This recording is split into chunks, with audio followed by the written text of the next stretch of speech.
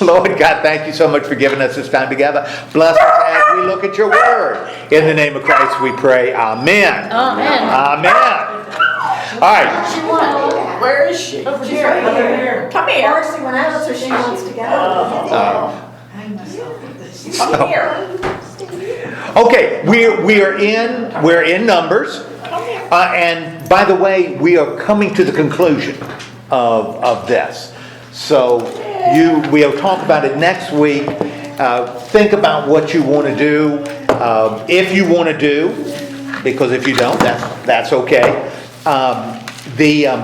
We can do New Testament. We can continue into Joshua, if you want, because that's, we're talking about a narrative. So we could continue in the Old Testament if you want. I am open, whatever you'd like to do. So, or if you want to take a break, that's good with me. So think about it. We'll talk about it next week, because we're finishing this. We're coming to the conclusion of this. Okay. That was just. It's kind of relates a little tiny bit. That was my the clearing monuments. I put a new footer, whatever, base under my parents' tombstone. So, that's what everybody's got stuff going on. We got stuff going on, right? We got dogs and food and briskets and all kinds of good stuff. Okay. All right. We're in Numbers now, and we're still looking at this Exodus story, and it's a continuation of what we saw in Genesis. Now, where have we been in this story of the Jewish Exodus? What have we've looked at two books, right? What are the two books we've looked at in dealing with the Jewish Exodus? Well, we looked at Genesis, and then we looked at Exodus, of course, and then we're looking at Numbers.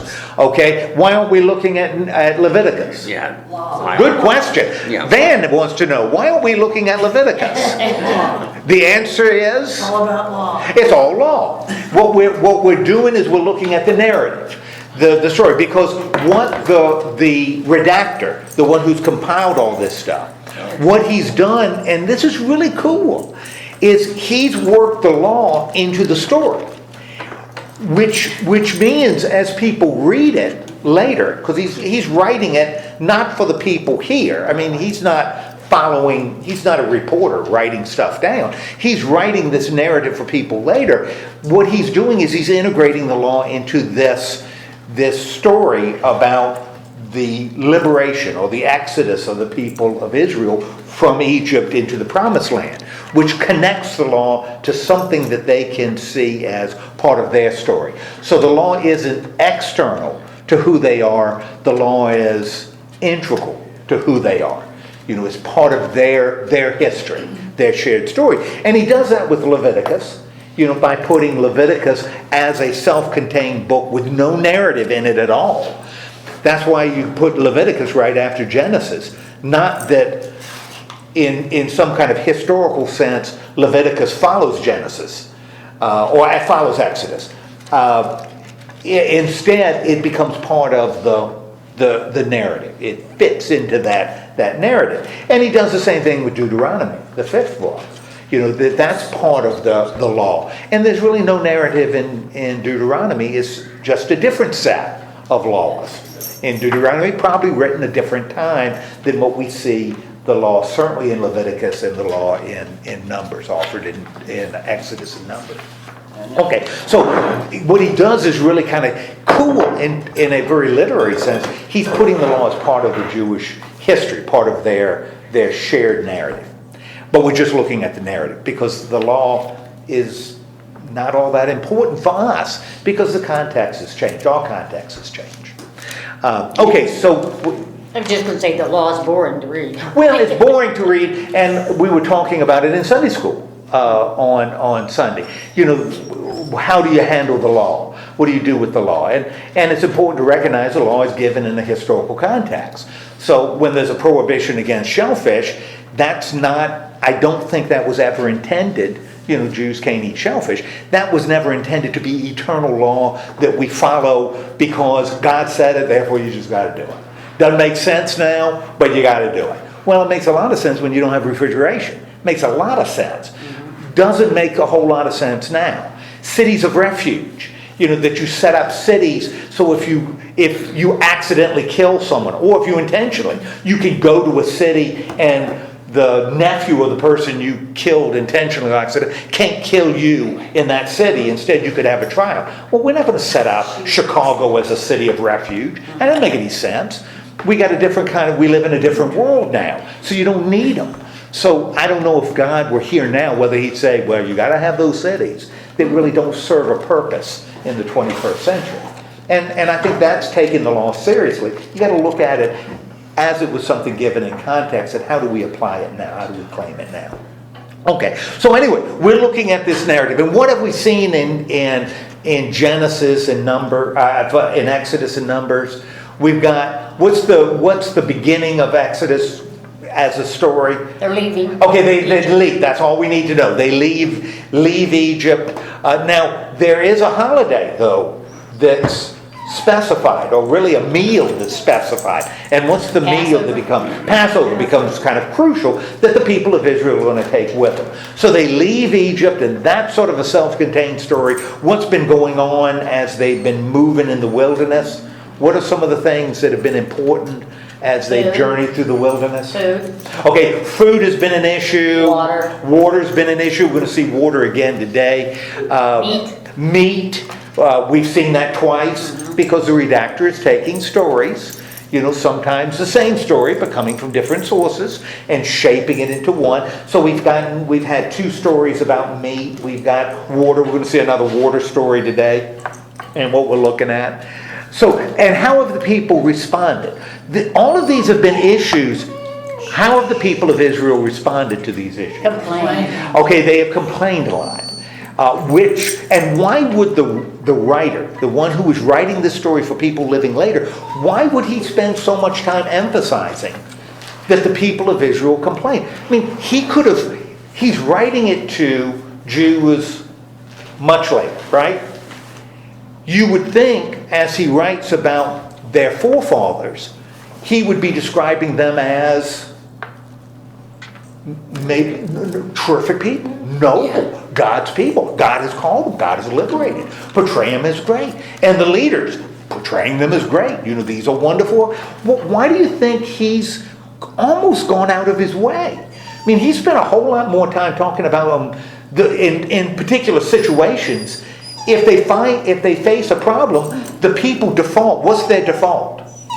Complaining. Their default mode is complaining. Complain about food. Complain about water. Complain about when they sent spies into the wilderness, into the promised land, and the spies come back and say, "Oh, we can't do it. We can't do it." Over and over and over, the people have shown a lack of trust, a lack of trust over and over again.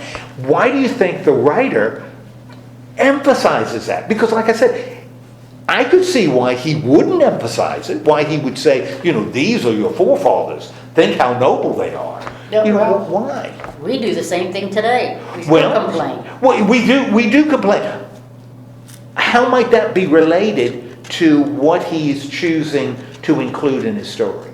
Or maybe he's hoping later generations wouldn't be so. Okay, maybe as a lesson that maybe they won't do quite as bad. It's something to think about. And as you look at Scripture, those are some questions you kind of want to ask yourself. Why is it in here the way it is? Because that's kind of interesting. Okay, but anyway, they've gone through. So that's been a thing we've seen, that the people tend to complain. What may be the worst example, not of complaining, but of not trusting God? What becomes kind of a pivotal event in the wilderness? A demonstration that the people don't trust God. Maybe two. The golden calf. The golden calf. They end up worshiping a golden calf. And who is complicit? Who is involved in that? Aaron is involved in the golden calf. And the other one may be the spies. Because the golden calf doesn't slow them down. But what happens after the spies come back and you've got 12 spies sent, right? And 10 of them say, Sure. God bless you. you can't do it, they're giants, they're squishes. But who says let's do it? Who says let's go? Who says let's go into the land, we're going to be able to do this? You remember the names? Caleb and Joshua. And Caleb and Joshua, really interesting, because one is from the tribe of Judah, Caleb's from the tribe of Judah, Joshua from the tribe of Ephraim, the two big tribes. Okay, both say let's go, the other ones say no, we got to wait, and the people believe the other ones, and the people are told what? What does God say as a result of their lack of trust? What's going to happen to the people? They're not going to see the land. They're not going to see the land. And how does God ensure that they don't see the land? What are the people what are they now facing after the spies get home? They're going to be doing what? Wandering in the wilderness. Oh, yeah. For 40 years. So they're not going to enter the land. And remember last week we said they tried to enter it. They tried to, and what happened to them when they tried to enter the land? God spoke to them. They were crushed. They were routed and had to go back in. So, and it's kind of amazing because there's really not a lot about their wandering in the wilderness in Numbers. That's relatively brief when you compare all that we've looked at for the couple of years coming out of Egypt. There's a lot of information, but what happens in the wilderness very little. Well, probably, in my opinion, probably because they've already covered all the stuff that people complain about anyway, so them wandering in there, they're going to do the same thing. They're a mess. They're just a mess. They're just a mess. Okay, so we are at number 16. And what we're going to do today is we're going to look at the narrative, but there are going to be 2 chapters in there. They really aren't narrative, but we're going to kind of skim those because it's related to other things that are going on. And we're kind of focused on leadership, on the people who will be the leaders then and who are going to be the leaders later. Now, as soon as we get to chapter 16, who is mentioned right at the beginning of 16? Okay, we got Korah, and Korah is a descendant of Israel? well, Oh, yeah, but you meant, okay. he's a Levite. So Korah is a Levite. So we got Korah there. Who else have we got mentioned? Reubenites? Well, who are the 2 Reubenites? Dathan and Abiram. Are the 2 Reubenites. Now that's kind of interesting.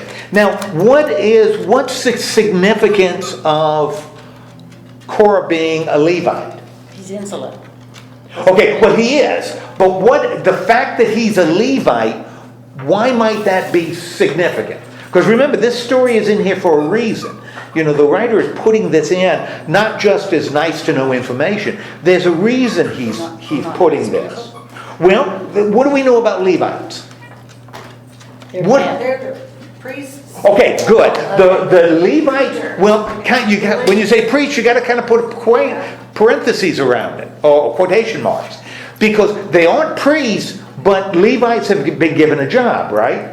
And what has been the job given to the Levites? If we read Leviticus, in great detail. What's the job of the Levites? What do the Levites do? What's that? Care for the temple. They're supposed to care for the temple. Now, we're not at a temple yet. We're at a tent, right? And it's the Levite's job to care for the tent, where the tent of meeting, where people are going to encounter God. So the Levites aren't going to get land, but they're going to be designated. They're going to have a designated job, and their job is to serve in the worship of God. They're not all the Levites, though, aren't going to be priests. But all Levites are sort of set apart to serve the Lord. Okay, that's why the story of the Good Samaritan, you got a Levite, he's going to work in the temple. Musician, maintenance, that's what the Levites did. That was their job. Yeah. Oh, I thought you had. So you have the Levites here. on one. What about the Reubenites? Because we haven't heard much about the people of the tribe of Reuben. In fact, I don't know that we've heard about them at all. Right. Why might it be significant that these two guys are from the tribe of Reuben? What do we know about Reuben?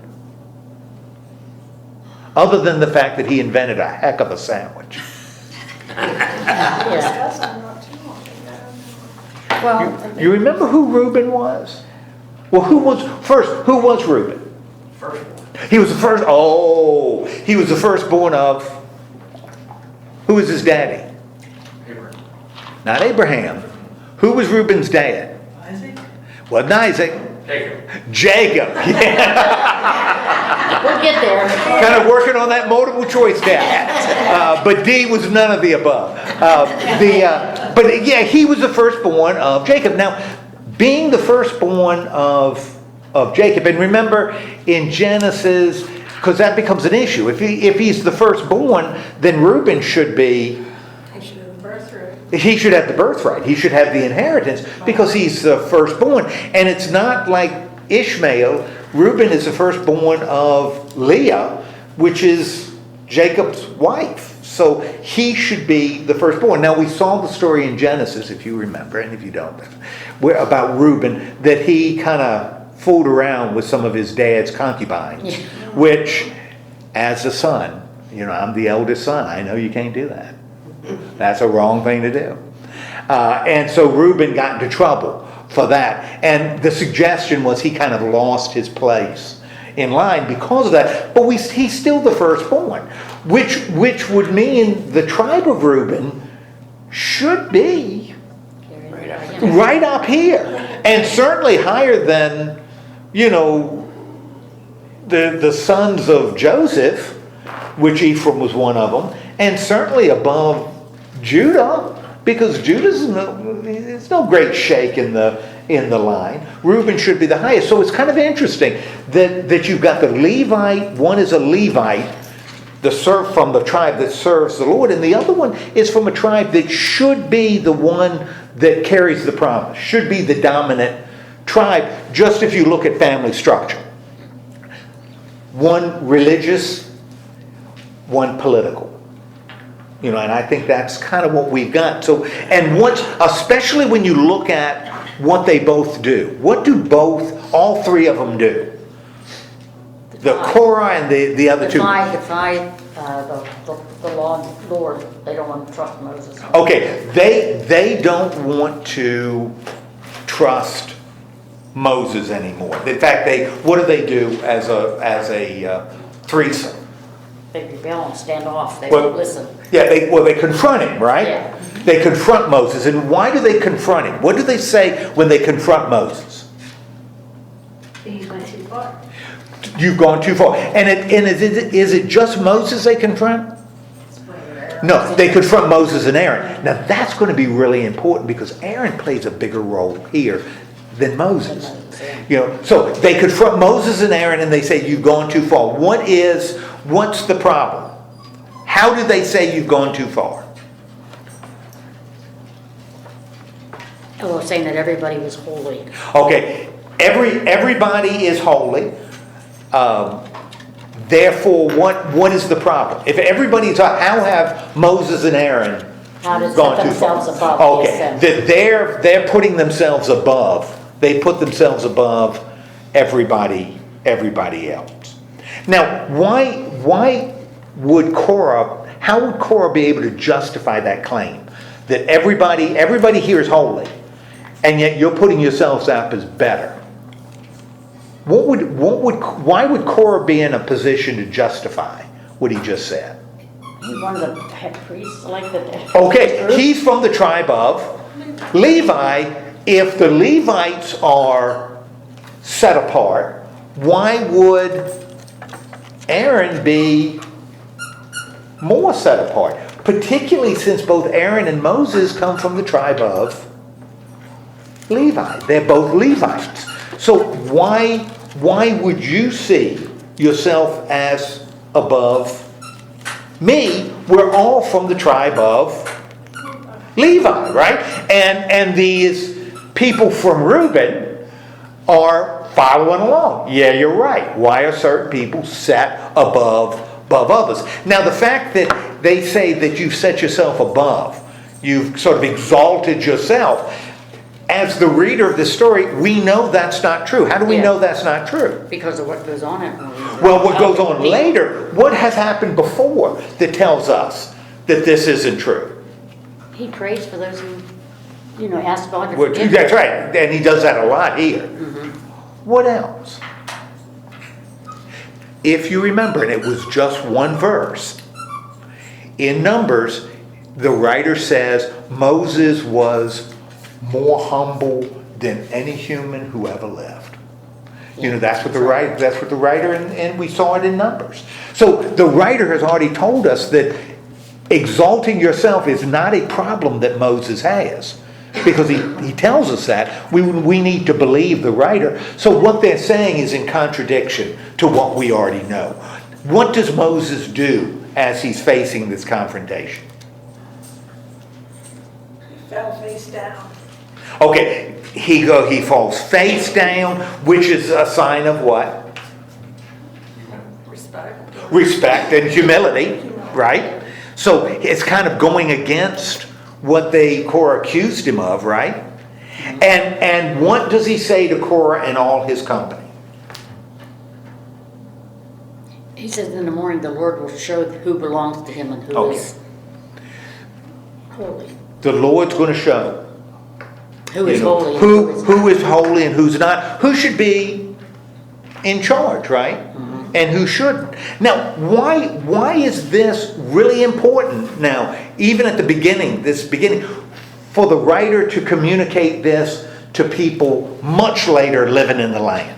Why would the writer want to make sure this is clear? Because it's God chose. Okay, God is going to choose Moses, and particularly he's going to choose Aaron, because Aaron is going to be an important figure later. Okay, so God is going to make that choice, and what's the problem for Moses? What's the problem with Korah? What's the problem? What does he see wrong with what Korah? There are, I don't know. I don't know what I'm going to say. He thinks the Levites have gone too far. Yeah, that God has done what for the Levites? What has God done for the Levites? Well, he saved them for one. Well, he saved them. He's also done what? Given them a job to do, right? That their job is to Take care of the tent of meeting. Later, that's going to be the tent. You've got a job serving the Lord. What you're asking for, what you're expecting is more. What you're expecting is more than God has given you.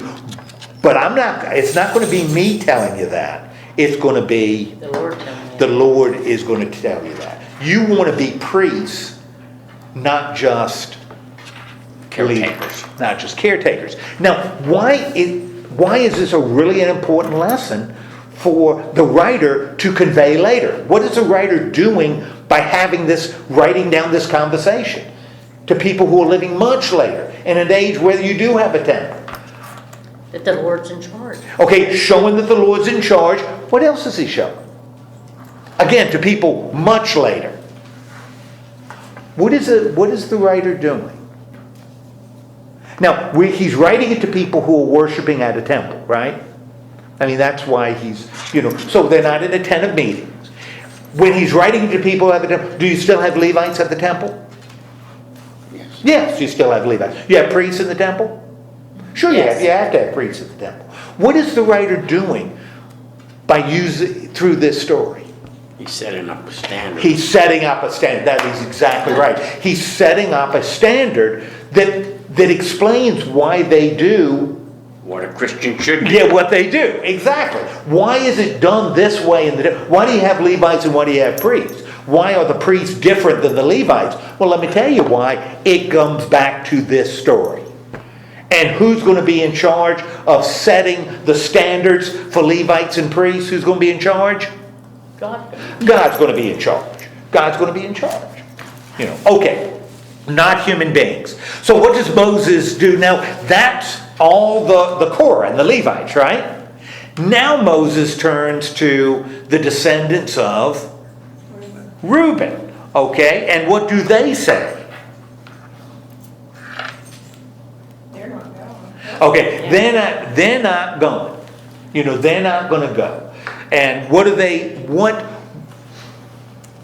they actually doing here when they say, we're not going to, you led us out of the land of, oh, Lord have mercy. Ain't it great? Egypt was great. You know, wasn't Egypt great? You know, Bella agrees. Egypt, I mean, milk and honey. Remember all those leeks?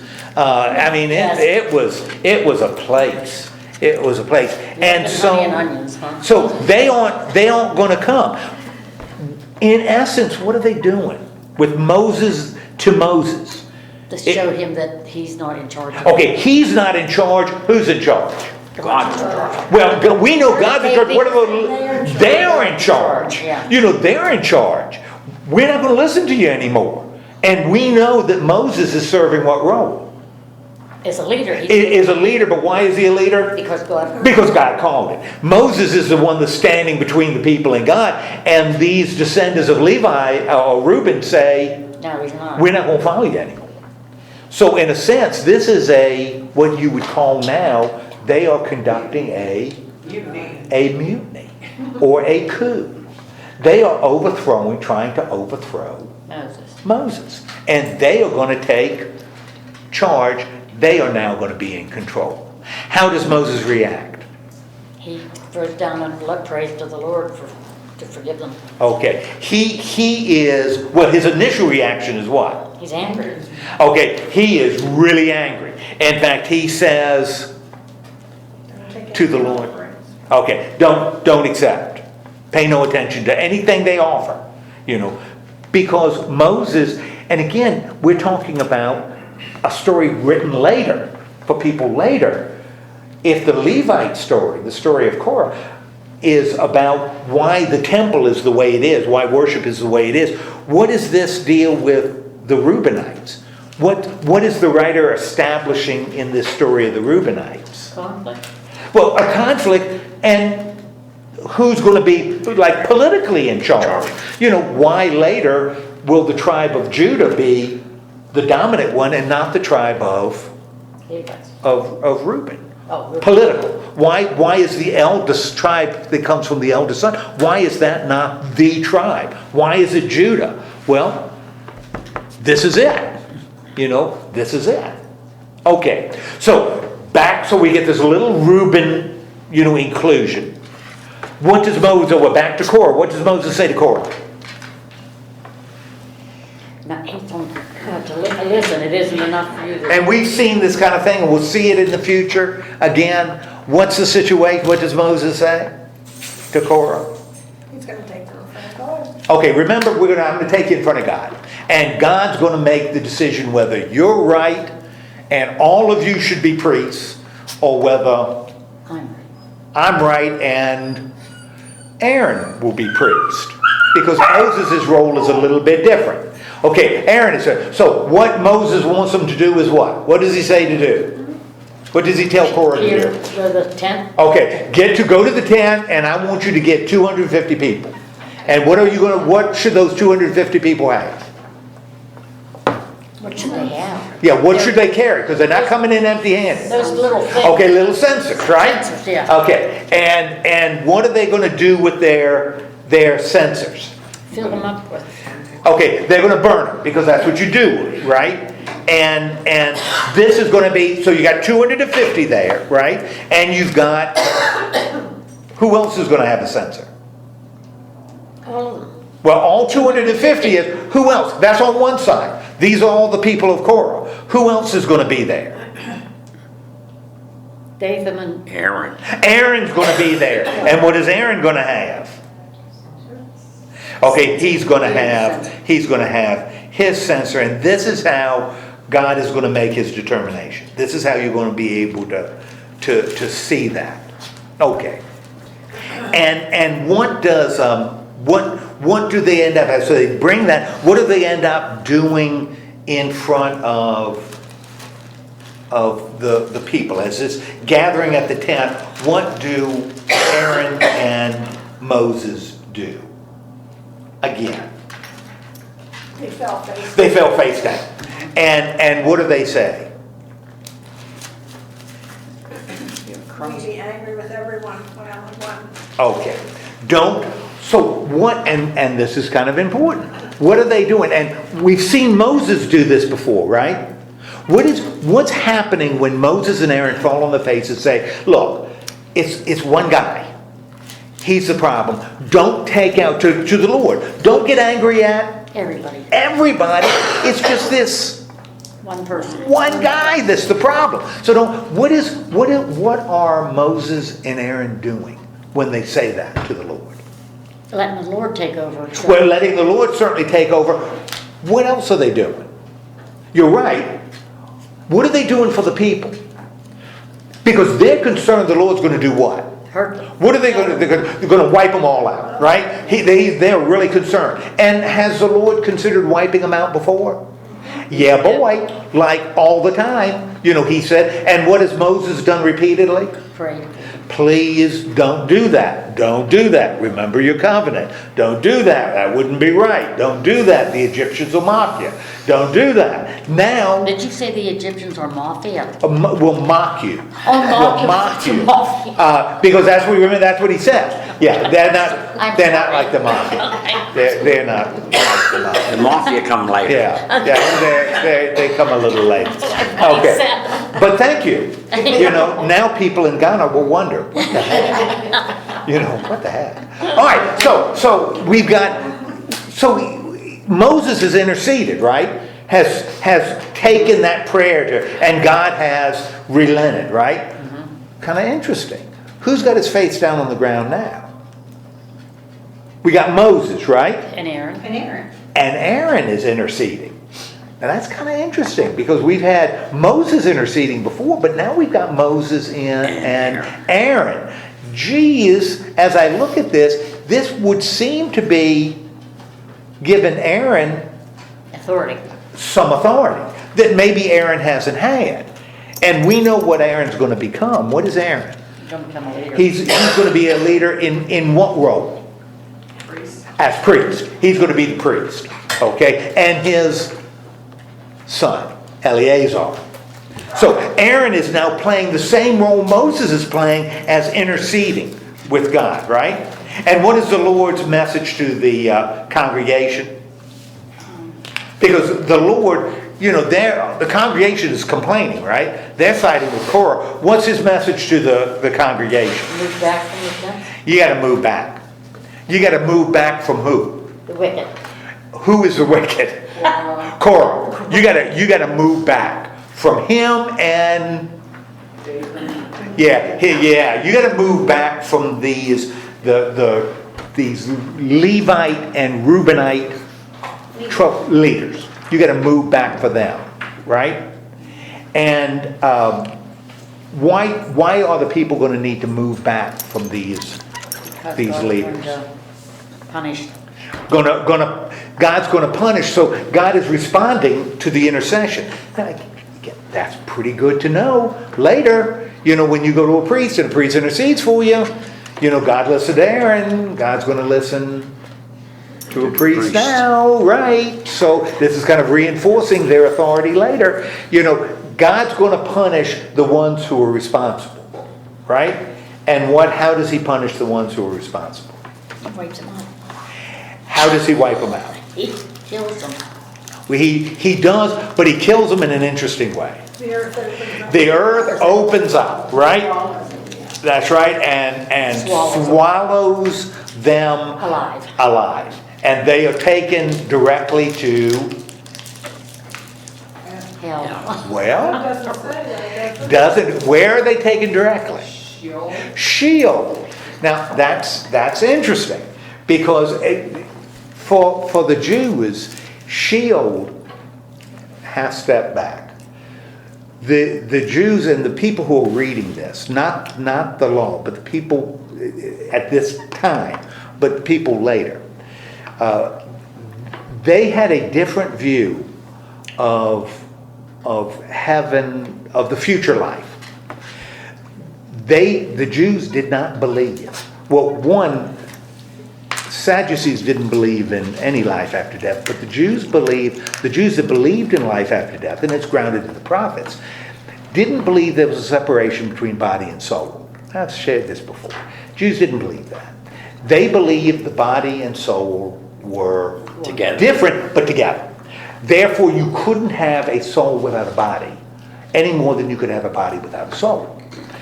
The Jews would never say, a modern Jew would never say, the body is a shell, and when you die, your soul is released to be with God. Would never say that, because body, you couldn't have disembodied souls.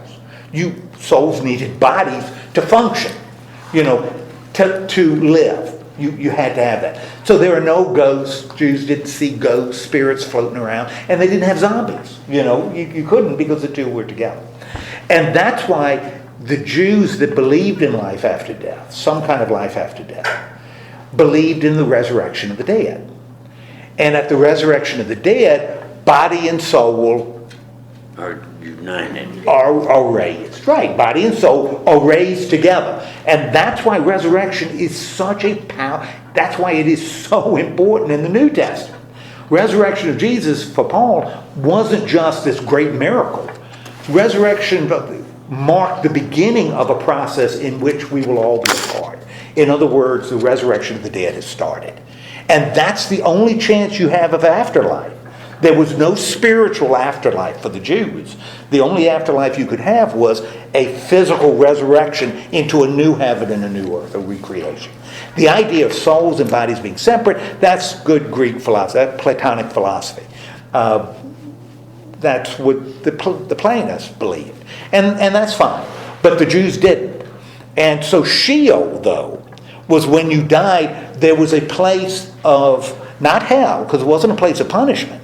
It was a place of shadows, where you were sort of there. But there was no conscious existence. You weren't existing. You were just there. Place of shadows. Place of rest. But not conscious rest. You're not floating on clouds and that kind of jazz. Okay, that's Sheol. It isn't hell. It isn't a place of punishment. It isn't a place for bad people. Everybody goes to Sheol while you wait for The resurrection of the dead. That's why you wait for the resurrection of the dead. That's sort of where you were. And, and that's why also Paul talks a lot about comparing death to falling asleep. Uses that image a lot. Those who have fallen asleep. He's talking about those who have died. But for Paul and the Jews, dying is like falling asleep. And when the resurrection of the dead comes, what happens to you? You're awake.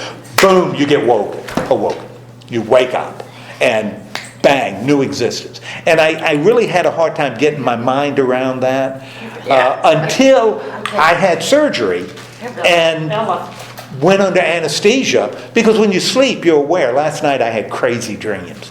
And I knew I was, in fact, I was scared in one because I don't like heights. And it was on the top of a tree, and I didn't like that, at all. And I was very uncomfortable. But in a dream, you're aware of stuff. But when you go under anesthesia, you go under and Yeah, you're just, your next conscious moment, you're finished. I had surgery. It ended up being like 4 hours. It was a long surgery, and I didn't know it. Could have been 30 seconds, as far as I knew. I went under and then woke up, and I was in a different place. But there was no conscious. I wasn't dreaming. Yeah. I think that's how, if Paul were here now, he'd say, yeah, that's what I'm talking about with falling asleep. Your next conscious moment, new heaven and a new earth. And that's what the Jews believed. And so that's what Sheol was a place where you just hung out. You were there. didn't people call that purgatory or something? Well, purgatory is Roman Catholic. That's a little different. Yeah, okay. Because purgatory is where you were purged. That's why you call it purgatory. You're purged of your sins so you can enter heaven. Oh, okay. So souls are purged of Oh, their that's sin. why And you wait in purgatory until, you clean your act out. Uh, Until your act gets cleaned out, a lot of it having to do with people who are living. Because if you make offerings and Yeah. masses and prayers, it shortens your time in purgatory. And so now your soul is pure and you can be with God. That's what purgatory is. But that Sheol is very different. Sheol is a place where souls just were there until... hanging out until they get a judgment. Right, but there was no conscious. It's not like souls thinking, geez, I'm in here a long time. It's just sort of a holding room. And again, we're talking about using metaphors to explain things that are hard to explain. So anyway, so that's where they go. They don't go to hell. They're not being punished. They just cease to exist in a conscious way. They just cease to exist. Okay, so they all go. What happens to but we got 250 people, right, that had these censers. What does Moses say you should do with these censers? Because they're containers, right? Afterwards, to pound them up. Okay, let's pound out these censers. Because what does Moses say happened with these censers? Because they were on fire, they burned and stuff. They were holy. Okay, that God has made these 250 censers holy, therefore what should you do with them? Use them at the altar, make an altar. Okay, you should use them, you should hammer them, and use them as the front of an altar. Yeah. Now, again, who is in charge of this process? Who is in charge of this process? Elizar or something, that priest. Well, ultimately, who's in charge? God's in charge. Yeah, we got Eleazar mentioned. Who is Eleazar? An important figure. He's a priest. Why is Eleazar a priest? He's the son of Aaron. He's the son. Aaron is his dad. And which tells us that as the Jews see it, later, the priesthood is going to be what? It's going to go through Aaron. The priesthood is going to go in. So if I go to my dad and I say, Dad, why is he a priest and the guy working, playing the lute isn't? I could say, well, the guy playing the lute is a Levite. Why is that guy a priest? Because he's a descendant of Aaron. They're both Levites, but he's a descendant of Aaron. He's an Aaronite priest. And that's what I can say to him. And it's established then in the history. Yeah, in the order and the fabric of who the Jews are as they're getting ready to enter the land. As they're sort of hanging out in the desert, there's a lot of this stuff.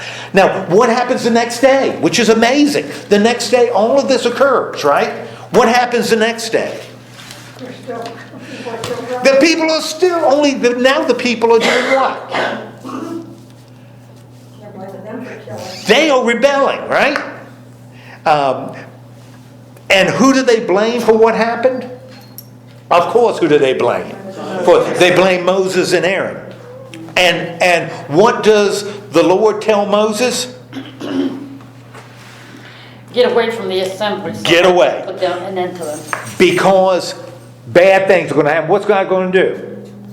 He's going to wipe them out again. And then notice he says this to Moses, but it's second.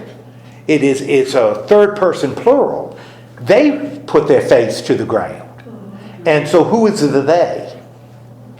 Moses and Aaron. And what do Moses and Aaron do? They do the same thing they've done before. They intercede for the people, right? And what does Aaron do? He offered incense. Okay, he offers incense to the Lord. And what happens when he does this? Plague started. The plague is starting, right? Yeah. People are dying right and left of this plague, right? Mm-hmm. But Aaron takes the incense and goes into the midst of the people. Because he carries it to the midst of the people. And what happens when he goes into the middle of the people? The plague stops right at where Aaron is. Now, by telling this story, what has the writer done for Aaron and the Aaronite priests? Bless them. Okay, shown that they are blessed, Yeah. shown that they have Authority. power and authority, right? And if there's any question about whether Aaron has power and authority, we got another story that establishes. This whole chapter 16 has been about establishing Aaron's authority, right? Yes. What ends up, what does the Lord tell Moses to do? Speak to them. Again, to show Aaron's authority. You're speaking to the people, right? We still got 12 tribes, right? What does he tell? Y'all get a staff. Okay, everybody bring a staff from each of the, and with staff we're talking about what? Staff? Stick. Yeah, a big stick. Yeah, like a big braid, like a big stick, that you use, a guy carved me one. I got one in my office. Yeah. Back 20 years ago, a guy carved me a staff. It's really pretty. I don't know that I'll use it, Yeah. because it's, I don't want to separate red seas, and although maybe I can get across. You can carry it in the wood when you walk. I can. So you can save the sheep when they fall over the Well, cliff. it doesn't have a hook. It's No, it's not a I got that. I hook. don't know. I'm thinking if I ever need to cross the Clarion, I can hit it and separate it. Or maybe yeah. to get to Bill and Betsy's cabin. Yeah. Although from what I understand, right now you can walk pretty far. I'm sure you could. Yeah. Although I don't think I would want to. No. So a staff is a big stick, and what does he say? Every tribe bring a stick from each of your tribes. Put their right? names on. Okay, put your name on it. That's right. Not unlike you do in first grade. Yeah. Make sure you put your name on it. So you got the staff with the name on it. And what are we going to do with the staffs? We're gonna put them in the meeting. Okay, we're going to put it in the meeting place, because what's happening at the meeting place? God's present, right? Because They're going to bless them. that's right. It's going to be a cloud around it. So we're going to put it in this, but we're doing this for a reason, right? And what is the reason we're doing this? Get rid of the constant grumbling. Well, the people are grumbling, and they're grumbling about authority, right? This is what we've been dealing with for the last couple of chapters. Who's really in charge? Let's make sure we all know who's in charge, and this is going to cinch it, right? Bring in these staffs, bring it to the place of meeting, put them down, and what's going to happen? God's gonna choose one. Okay, God's going to choose the one, and you all got your names on it, right? On the staff, and who's going to be the staff representing the tribe of Levi? Aaron. Aaron's name is on the one from Levi. So we got the other tribes. Don't care who they are. The names on those. But do care about the tribe of Levi. We're going to put them down there. And what's God's going to choose? And what ends up happening? Aaron's sprouts. Right? Not only does it sprout, It blossoms. it blossoms. Not only does it sprout and blossom, Produces figs. produces almonds. Oh, almonds. And we all love almonds, right? So it's producing almonds. Now, again, why is this story so important for the writer to include? What is this writer, why is he doing this? Because he's showing that God is in charge and his authority. God is in charge, And his blessings. and good, with blessing, what else? God is in charge, and He sent Aaron. what's that? He chose Aaron. And he chose Aaron. He chose to bless Aaron. Aaron's the one. Later, why should I respect that guy? Well, he's a descendant of Aaron, right? Okay. And that's, so we've got that established, right? Then we look at 18, and we're not going to look at the whole, just, if you've got a Bible that has headings, what are some of the headings? Now, we've established authority, right? In these stories we've looked at, we've established the authority of Aaron, which is the authority possessed by who? God. Well, it's God's authority, true. But later, who's going to have that power that Aaron has?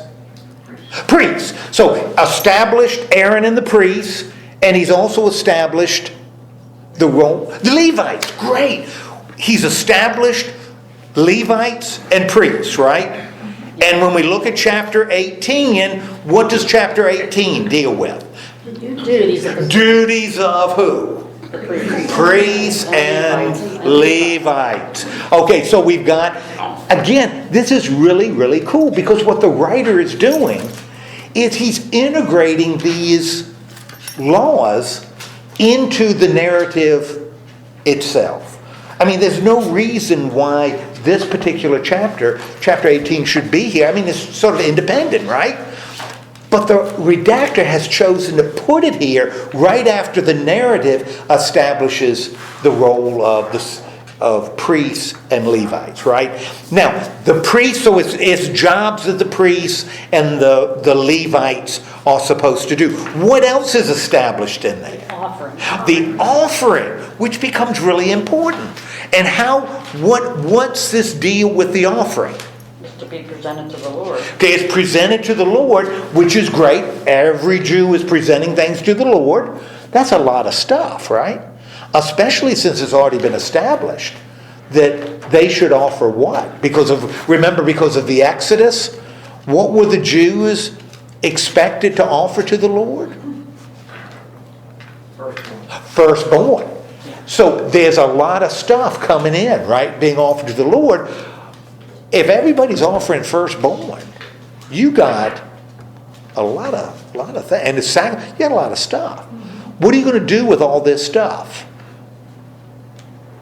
Some of it goes to support the Levites. Oh my goodness gracious. Remember, the Levites don't have any land. So they've got no means of producing things. They're not going to be given a portion of the land. They can't farm. They can't herd because they got no land. So what this specifies is that the other tribes are bringing in their offerings to the Lord, and once the offerings are made, what happens to the offerings? They get it. The offerings go to support the Levites and the priests, right? Okay.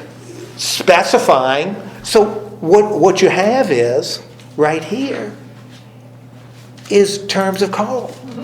Right? This is the terms of call for the priests. This is how the priests can live. Now, the priests get all this stuff, right? That goes to. Now, right here, there should be, or at least for me, there's a little red flag that starts flapping in the breeze. If the priests and the Levites are getting all this stuff that's being brought in to offer God, all the sheep and all the grain and all the money, and all the other stuff, that's a lot of stuff.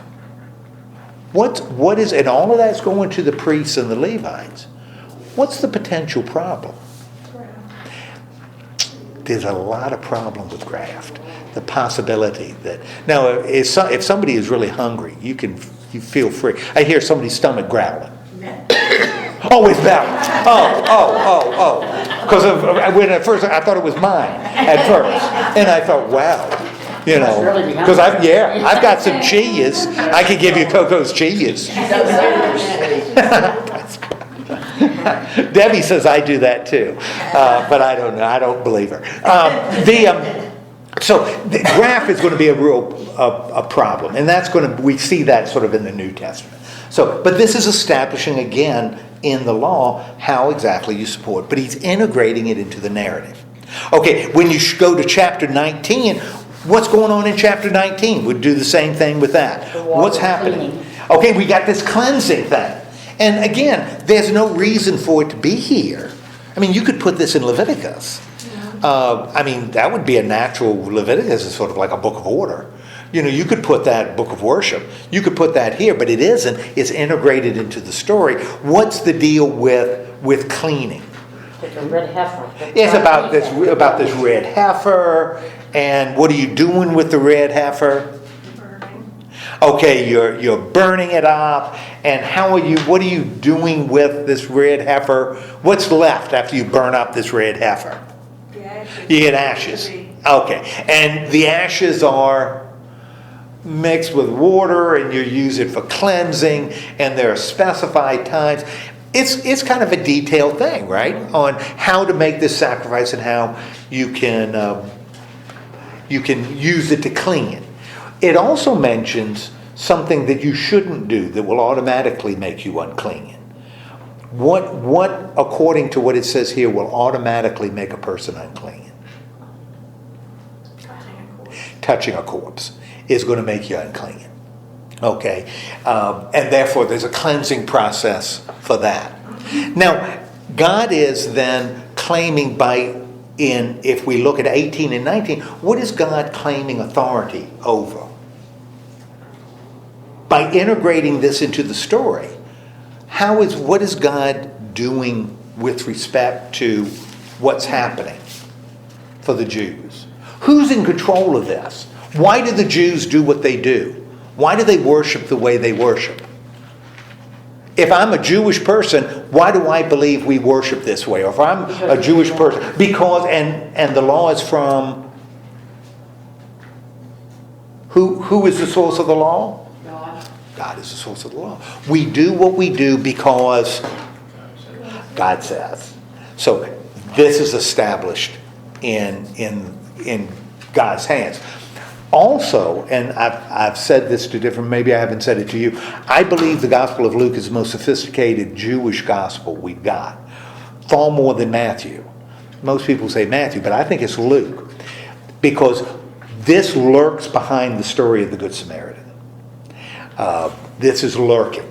The fact that corpses are unclean.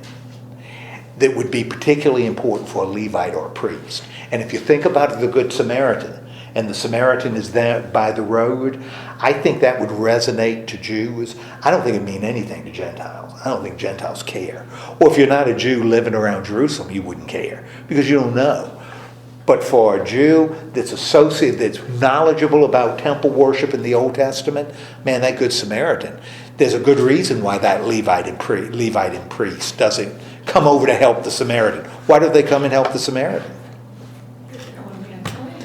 He may be dead. If he's dead, they're going to be unclean. Which means if they're going to Jerusalem and they're unclean, they can't do their job in the temple. And a Jew that knows this would know that. And that's why I think this is written to a very, and the Good Samaritan is only in Luke. So this is written to an audience that understands. You have to know this to understand what's going on with the Good Samaritan. You also need to know some Jewish history. All right, so we've got these two chapters dealing with law. What happens at the beginning of chapter 20? Water comes from a rock. Lord have mercy, we've got another water story. Now, first, before the water story, what occurs right at the beginning?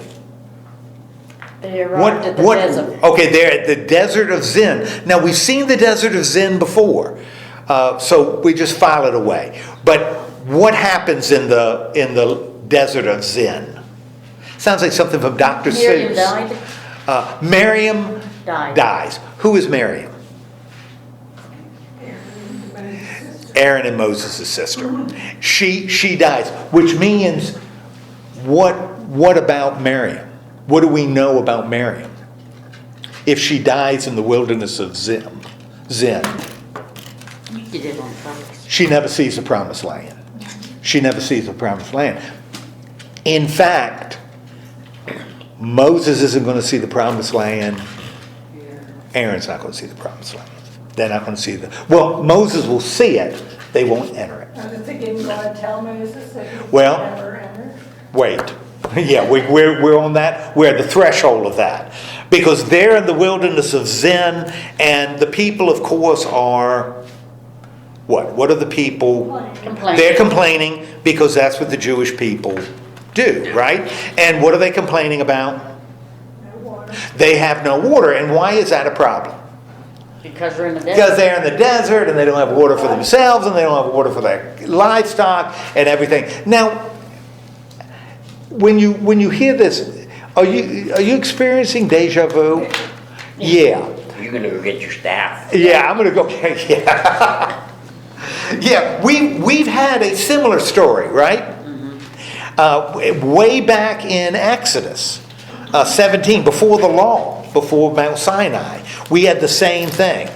That the people were complaining about water, Meribah and Massah, where Moses causes water to come. Remember the story? How does Moses get water way back in Exodus 17? He struck. He struck the rock. You there, and he strikes the rock, and water comes out of the rock, and the people drink water, and everybody is happy. We got something, and that also, you look it up, that also happens in the wilderness of Zin, which means we may be looking at the same Is there a story. difference between sin and Zin? In my Bible, with one place, desert of sin, and then another place that here obviously not. Whether it's a different location or not, I don't know. But probably not. It's probably the same. Whenever you're translating from one language to another, locations, what you want to do is you want to use, and we're lucky because we use letters, Latin letters, help us pronounce words. Chinese don't. But Latin letters help us pronounce words because every letter has a sound. And so when you've got a Hebrew word and you're trying to translate it into English, you try to get letters that sound like the Hebrew word. And so one person may say Zin, somebody else may say sin, because they're trying to pronounce a word that's pronounced with Hebrew letters. That's why we've got Jesus. Jesus is what's called transliteration of the Hebrew word Joshua, but written in Greek letters. So you got a Hebrew name that is translated in Greek letters that's, when you read it in Greek, sound a little different than it would be in Hebrew. What they're doing is they're trying to get the pronunciation the same. And that's what's happening here. That's why in your you may see different letters, because they're trying to spell a Hebrew word using a Latin alphabet. So we're here. So it's not theologically significant. That one isn't having to do with sin, because that's a whole different. That's hamatia, and that's a whole different Greek word.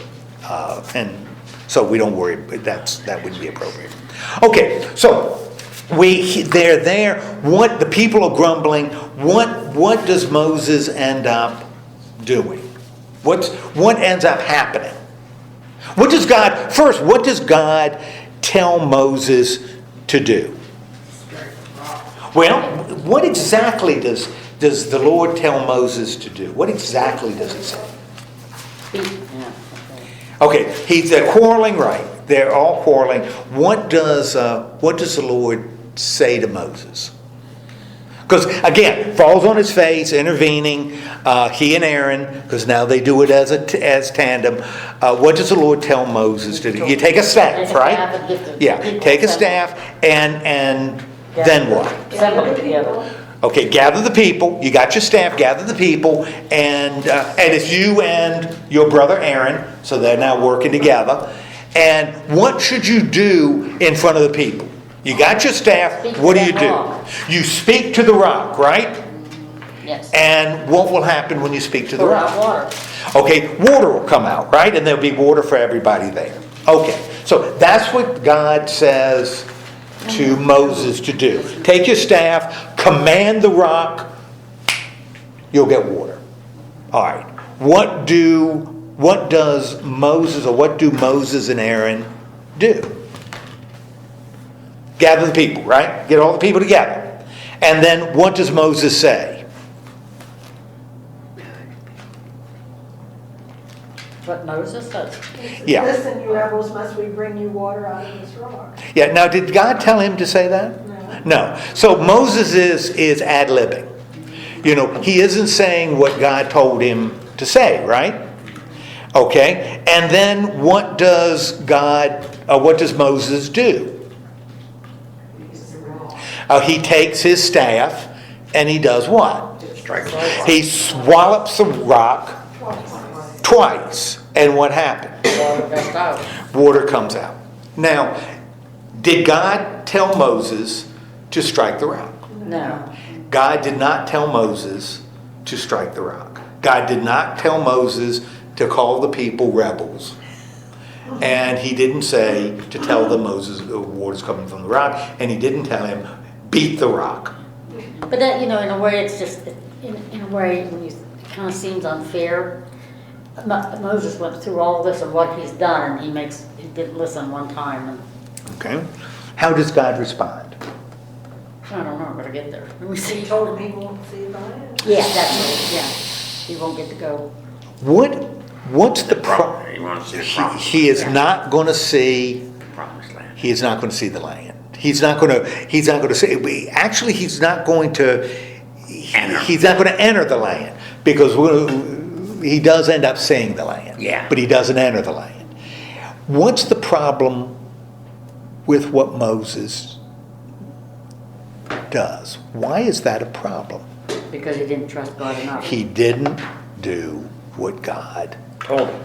told him. And remember, we said earlier, one of the keys to this covenant that's grounded in law is Obedience. obedience. And Moses wasn't Obedient. obedient.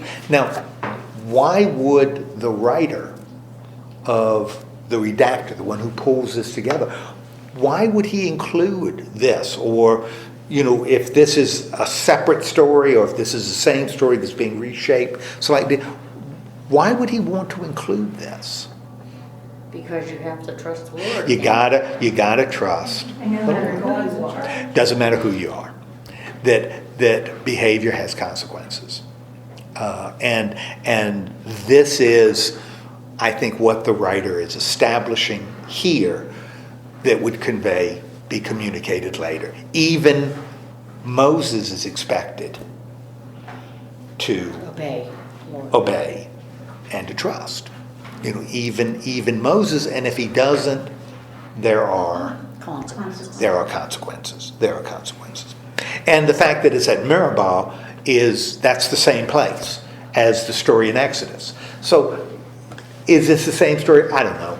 I don't know. It sure sounds like the same, but certainly a little different, because in the first one he hits the rock and the water comes out and there's no big deal. But here he hits the rock and it is a big deal. And so he is no longer going to be How able to see heartbreaking the that land. would be after all that time and not get into the promised land. Right. What else does that show that's pretty important for us to remember? The ancient Jews to remember, but also for us. Not only that behavior has consequences, Obey the Lord. okay, that we need to obey the law.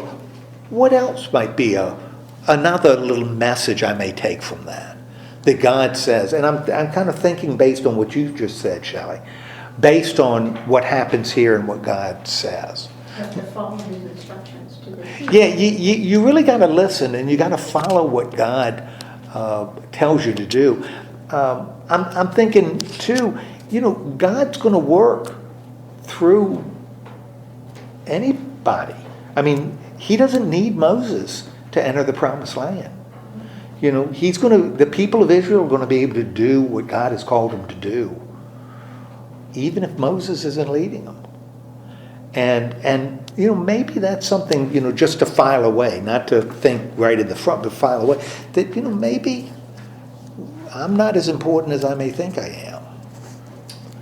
I always have some of these stories with Moses interceding for the people, and that's what I have. I don't have a problem, but we always say God is in charge, and God has said He's going to do this, but then Moses says, Please "God, don't do don't this." do this, and he doesn't do it, Right. and it's like, was that his plan? Right.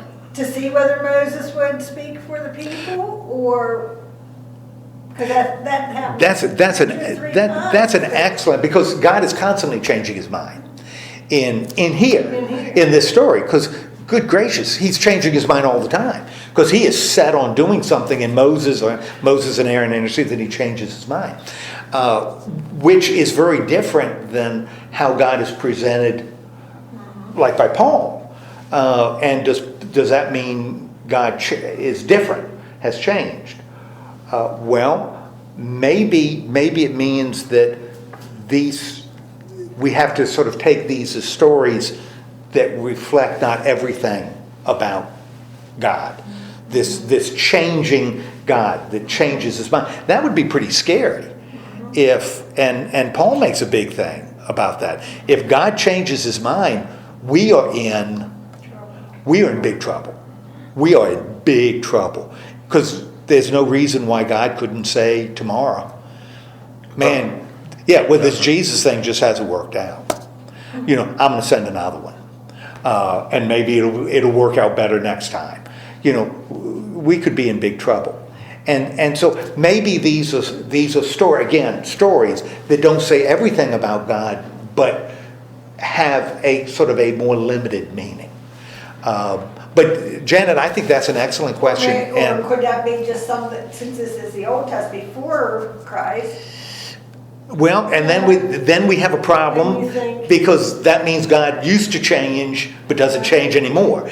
And well, if he used to change, doesn't change anymore, what's preventing him from changing again?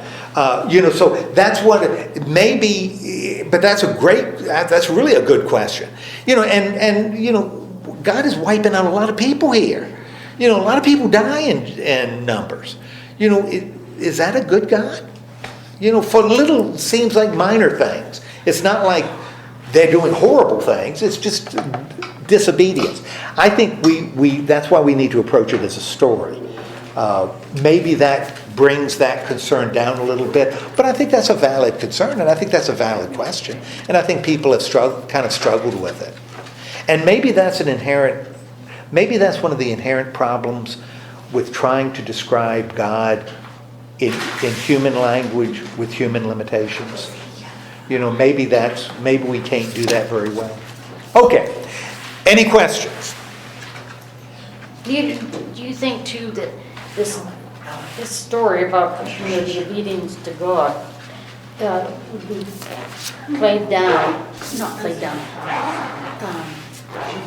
would go through generation after generation, that you have to listen and obey the Lord. Mm-hmm. Because that's what they're trying to get done in here. Right.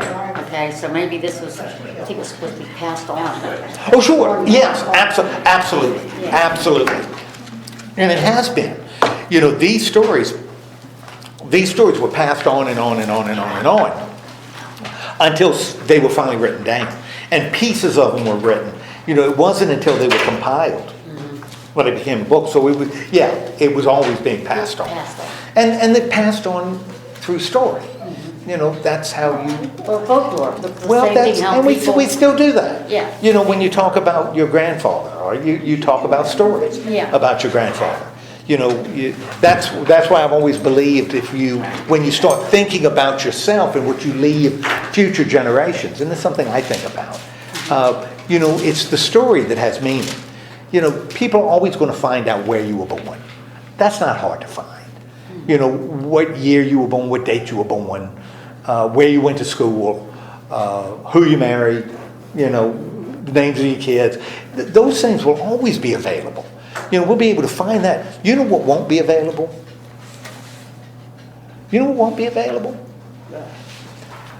What you did when you were 12 years old on a Saturday. Oh. That's not going to be available unless You tell your Yes. kids. unless you tell it. That's not going to be available.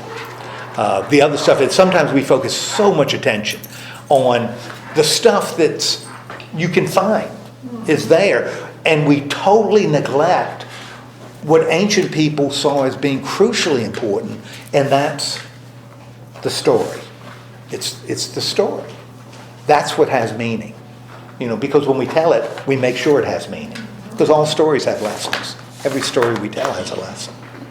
So, okay, let's have, before Coco digs She just spun Shelley's, this around 3 times already. you want to read the Bible. I think that is outstanding. That is outstanding. Let's have a word of prayer. Lord God, thank you so much for guiding us here, and help us to appreciate what you're doing here.